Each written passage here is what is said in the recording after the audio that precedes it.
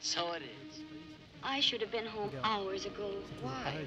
Because you still believe in that En fait, faithful old l'amour est dog un tray obstacle. routine? De quelle manière est-ce que l'amour est un Oh, obstacle? come on, Pidge. Sans Open l'amour, up your on serait des eyes. êtres plus rationnels, plus productifs, et on serait moins confrontés à la douleur.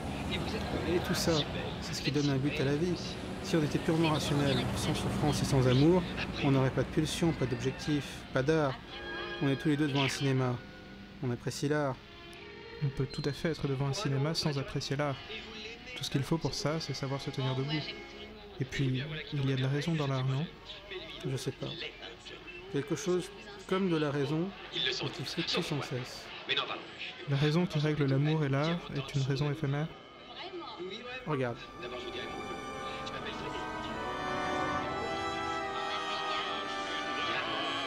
Paris est grand, vous savez. Paris est tout petit pour ceux qui savent qu'on a aussi grand amour.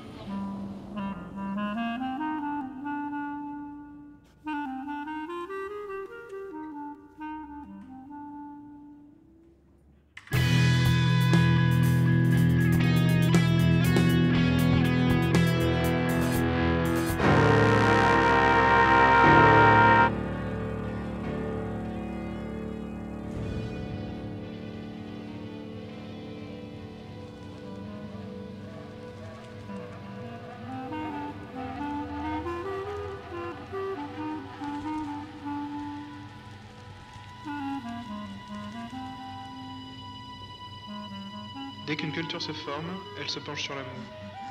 De Sappho à Bardot, en passant par Ronsard. L'amour est censé être une oasis de lumière dans un monde froid et obscur. Regarde Juliette, Scarlett ou Pénélope. Mais si en termes de culture il y a un thème récurrent, est-ce que ça ne veut pas dire que l'amour est conçu, posé et exposé?